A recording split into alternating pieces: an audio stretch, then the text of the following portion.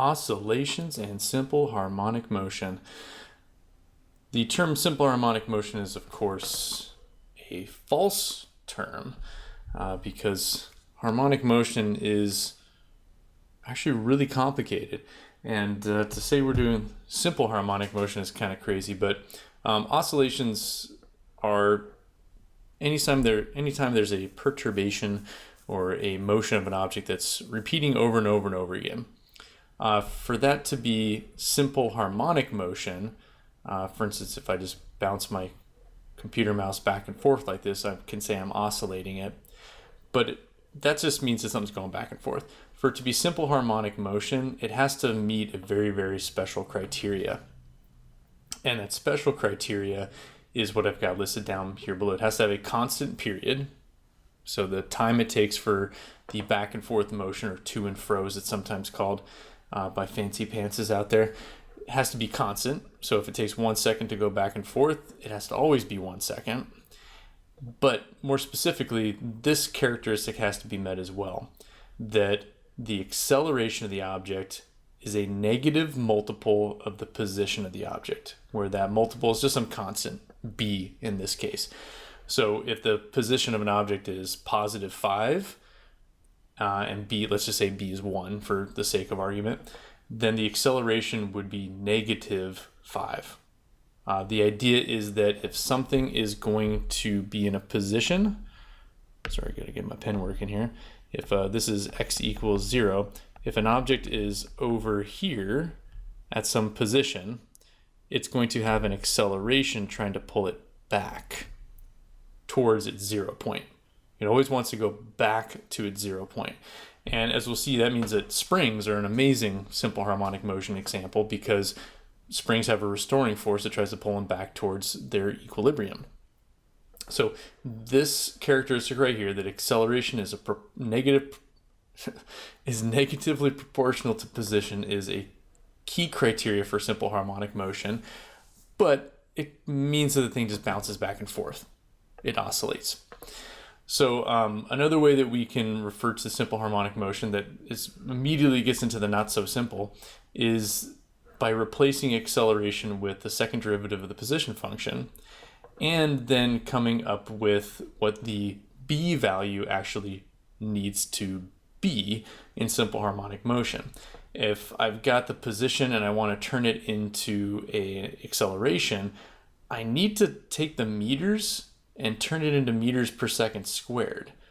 So if that's in meters, that means the b has to be something over seconds squared.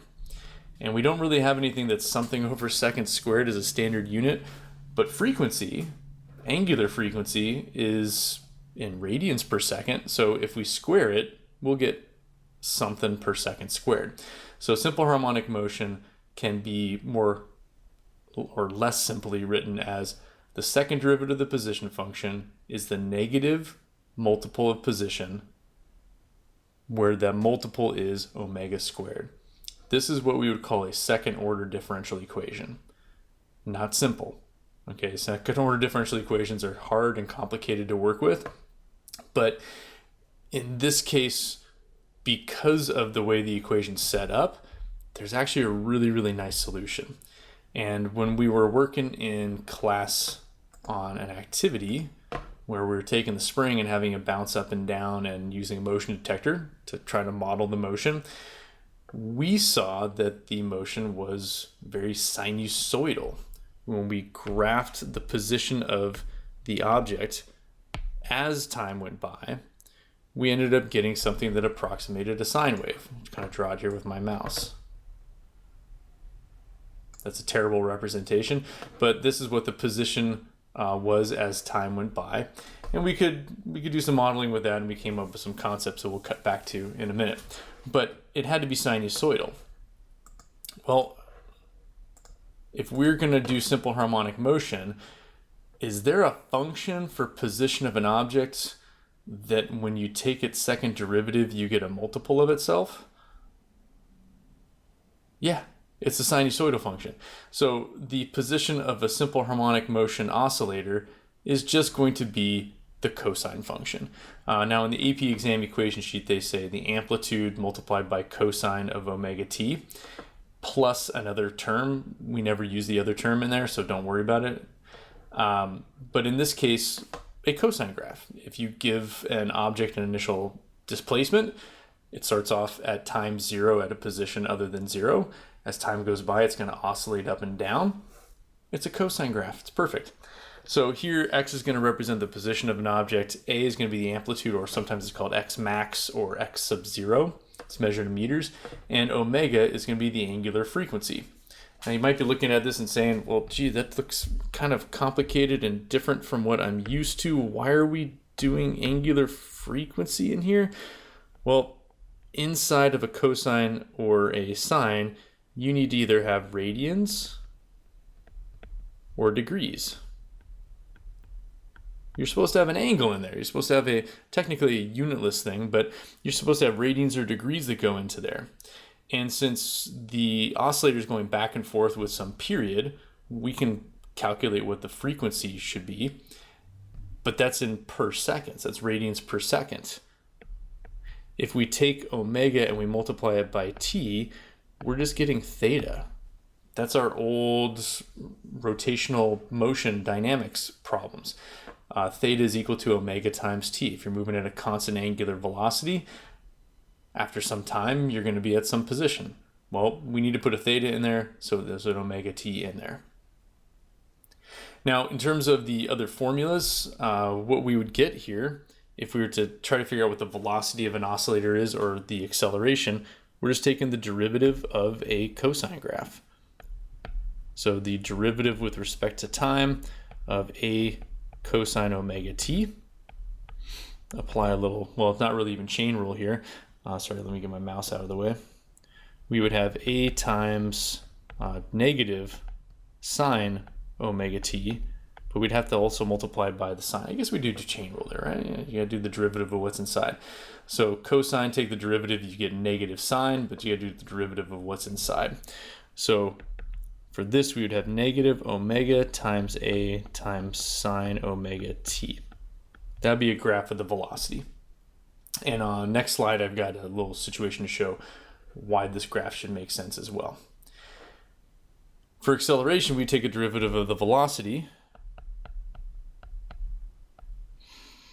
of negative omega a times sine omega t, in which case we'd have negative omega times a times, and you take the derivative of the sine, you just get cosine back. And now multiply by the derivative of what's inside the cosine, just get an omega there. And so that means we'd have negative omega squared times a times cosine omega t. That would be the acceleration. And see something here? A cosine omega t, that's just the position. So one of those, thus it is proven situations here, that is just the position as a function of time. So the acceleration is equal to negative omega squared times the position. It's like the physics wasn't lying or something like that. So the acceleration is a negative multiple of the position. It happens to be negative omega squared times the position. Position is in meters, omega is in per second, so you get meters per second squared, which is acceleration.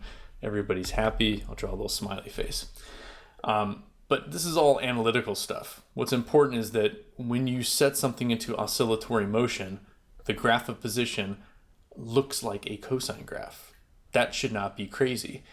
Doing this math can be a little difficult, but understanding that it should be cosine or sine because of the physical reality of it, that's what's key. Now, we're going to take a look at what these graphs look like together. If something has a position that is far away from its equilibrium, it should be slowing down. A spring, for instance, would try to slow down an object as it gets farther away. If I release something from rest, let's see, these are position, velocity, and acceleration graphs for a spring bouncing up and down. Mass bouncing up and down on a spring. If I started at rest up here and I let go, as time goes by, it's going to move back towards equilibrium. Then it's going to move past equilibrium because it's got some momentum. As the spring stretches, it's going to slow the object down, saying like, no, no, no, no, I want you to get back to 0. So it slows it to a stop, starts pulling it back up, gets faster, moves past the equilibrium point, and thus begins the oscillations. So at this point when I'm furthest away, that's when I can't move any farther. I'm not moving away from equilibrium, and I'm not yet moving back, so I'm not moving. I'd have to have a velocity of 0. And as I approach my 0 point, my slopes here are negative. I'm going in a negative direction, so I should have negative velocities. I should maximize that as I'm passing through 0.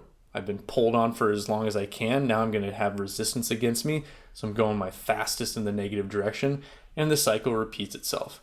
So if I release something from rest with a positive amplitude on a spring, it's going to immediately have negative velocities. It's going to slow down at its lowest point, gain positive velocities, get really, really fast, get to its highest point, slow down, and my velocity graph should look something like this, which happens to be a negative sine graph. So conceptually, you should be able to make that connection.